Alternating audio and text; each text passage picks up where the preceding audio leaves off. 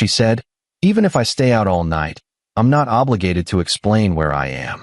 I replied, okay, then neither am I. The next day, I made a decision about a job offer I had received from another country, one I had been planning to reject. Instead, I accepted it. Without telling her anything, I left. A year later, we ran into each other unexpectedly. When she saw me with another woman, she started crying. Then she told me something that was truly shocking. My name is Aaron, and I'm a 32-year-old software architect. I work remotely for a tech firm based in Seattle, though I've always preferred the quiet neighborhoods of Portland, Oregon. I make decent money, not Silicon Valley ridiculous, but enough to live comfortably and save aggressively. I'm not the kind of guy who needs flashy cars or designer clothes. I value stability, honesty, and mutual respect above everything else. 3 years ago, I met Lauren at a mutual friend's birthday party in downtown Portland. She was 28, working as a marketing consultant, and had this infectious energy that drew people in. Dark blonde hair, sharp green eyes, and a laugh that could fill a room. We hit it off immediately over terrible karaoke and cheap wine. Within 6 months, we were living together in a 2-bedroom apartment with exposed brick walls overlooking the city. The first 2 years were solid. We traveled together, weekend trips to the coast, a vacation in Costa Rica, camping in the Cascades. We cooked meals on weeknights, binge-watched shows on lazy Sundays. She had her friends, I had mine, and we respected each other's space. I thought we were building something real. But somewhere around the 2.5-year mark, things started shifting. She'd come home later than usual without mentioning where she'd been. She'd spend hours on her phone, angling the screen away whenever I walked by. Her responses became shorter, distracted. When I'd ask about her day, she'd give vague answers. Fine. Busy. The usual. I didn't think much of it initially. Everyone's entitled to privacy, right? I gave her the benefit of the doubt because that's what you do when you love someone. Then came the night that changed everything. Update 1. It was a Thursday in late September. I remember because I had a big presentation the next morning for a potential client, a Fortune 500 company that could have meant a massive contract for our firm. Lauren texted me around 6 p.m. saying she was going out with coworkers for drinks at some new bar downtown. Cool, have fun. Be safe. I texted back. Will do. Don't wait up, she replied. By 11 p.m., I was in bed, half asleep with my laptop beside me, going over notes one last time. That's when I realized she still wasn't home. I checked my phone, no new messages. I sent her a quick text. Hey, you good? No response. I figured maybe her phone died. I tried to go to sleep, but something felt off. Midnight came and went. Then 1 a.m. Then 2 a.m.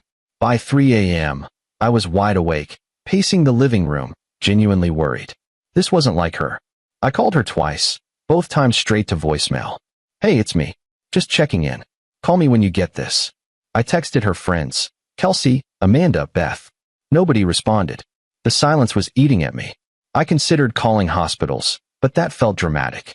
I sat on the couch, staring at the door, imagining worst-case scenarios. She finally walked through the door at 4:47 a.m. Her makeup was smudged, black streaks under her eyes. Her hair was messy, half fallen out of the bun she'd left in. She reeked of alcohol, cigarette smoke, and cologne that wasn't mine. Where the hell were you? I asked, standing up, trying to keep my voice steady. She kicked off her heels, letting them clatter against the hardwood floor, barely looking at me. Out. Out where? I've been calling you for hours. I was about to call the police, Lauren. She sighed, like I was being the most annoying person in the world. Aaron, I'm an adult. I don't need to check in with you every 5 minutes. Check in. Heat rose in my chest. Lauren, you were gone all night. You didn't answer your phone once. I thought something happened to you. I was terrified. She walked past me toward the bedroom, wobbling slightly. I was with friends. We lost track of time. It's not a big deal. I followed her down the hallway. Not a big deal. You couldn't send one text? Do you know how worried I was? She turned around in the doorway of our bedroom, and that's when I saw it. This flash of irritation, maybe even contempt. Something cold and distant. Even if I stay out all night, I'm not obligated to explain where I am. The words hit me like ice water. I stood there stunned. What did you just say? You heard me, she said, pulling off her earrings. I'm not your property, Aaron. I don't owe you a minute-by-minute breakdown of my life. We're partners, not parent and child. Something in me snapped, not into anger, but into this strange, cold clarity. I nodded slowly. Okay, I said quietly. Then neither am I. She paused, looked at me like she was about to argue, then just shrugged. Fine.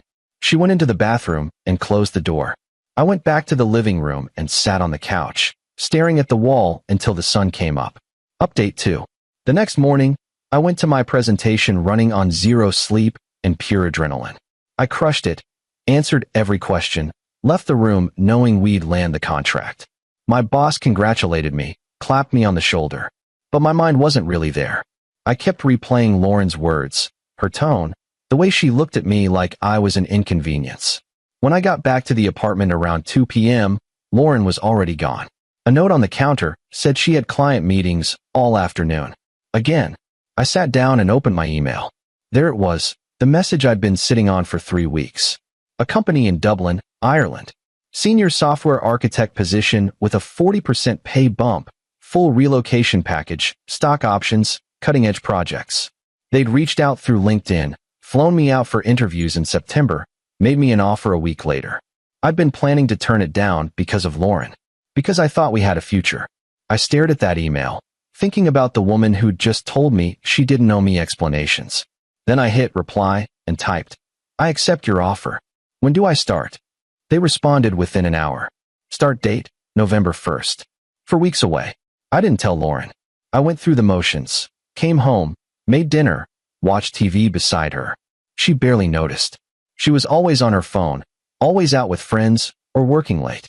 Some nights she'd come home at 1 or 2 a.m., slip into bed without a word, and be gone before I woke up. I started packing in secret. Took boxes to my buddy Trevor's garage during lunch breaks. Sold my car privately. Transferred money into a separate account. Updated my mailing address. Canceled subscriptions, gym membership, everything tied to Portland. Man, if she doesn't respect you, you don't owe her anything. Trevor said over beers one night. You tried. She checked out. That's on her. I just feel like I'm running away, I admitted. You're not running away. You're running towards something better. On October 29th, I called the landlord and paid my half through the end of the year, plus an extra month. On October 30th, I packed the last of my things while Lauren was at brunch, something that now lasted 6 hours. I left my keys on the kitchen counter, along with a check for 2 months' rent. No note. No explanation. I boarded a flight to Dublin the next morning at 6 a.m. Update 3. The first few months in Dublin were surreal. New city, new job, new everything. I threw myself into work, learning systems, meeting my team, proving myself. On weekends, I explored, walked along the River Liffey, visited Trinity College, drank Guinness in Temple Bar, took trips to the cliffs of Maher and Galway. I joined a football league, started running along the coast every morning. I felt lighter somehow, like a weight had been lifted that I didn't realize I'd been carrying. Lauren tried reaching out. The text started 2 days after I left. Aaron, where are you? Seriously, where did you go? Your stuff is gone. Are you seriously ghosting me right now? This is so immature. Call me. Then came the calls. Dozens over the first month. I never answered. I'd watch my phone light up with her name. A photo from Costa Rica, both of us grinning on a beach, and let it ring until it stopped. By Christmas, the calls became less frequent. By January, they stopped. Around March, I met someone. Her name was Siobhan, pronounced Siobhan. She taught me after I butchered it 3 times. She was a project manager at a partner firm, 30 years old, red hair, freckles, sharp wit, and a laugh that made me feel genuinely happy again. We met at a networking event, started chatting about the impossibility of good Mexican food in Dublin, ended up getting drinks. We started dating casually, dinners, weekend trips to Cork and Belfast, pub trivia nights. It was easy, comfortable. She didn't play games. When she said she'd call, she called. When she was running late, she texted. When something bothered her, she talked about it. It was such a stark contrast to what I'd left behind. By August, we were serious. My career was thriving, my personal life healthy. I felt like myself again. Then my company sent me to a 2-week conference in San Francisco. Siobhan flew out to meet me for the last few days. We planned to explore the city, eat our way through the food scene. I figured it was safe. Portland was 600 miles north. What were the odds? On our last night in San Francisco, I took Siobhan to an upscale Italian place in North Beach. The restaurant was beautiful, dim lighting, exposed brick, jazz playing softly. We were laughing, waiting for appetizers, when I saw her. Lauren. She was standing near the hostess stand with two women, scanning the restaurant.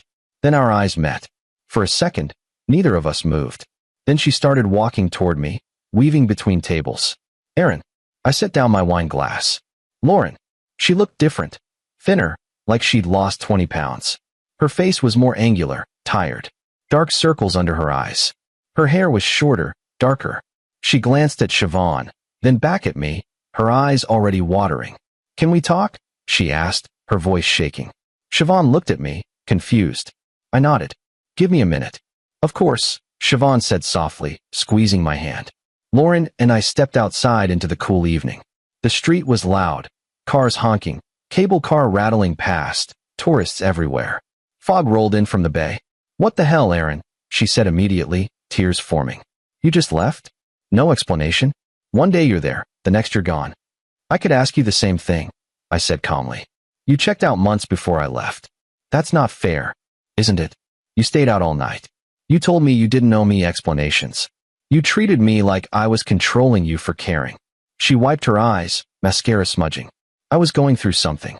I didn't know how to talk to you about it. So you stayed out until 5 in the morning?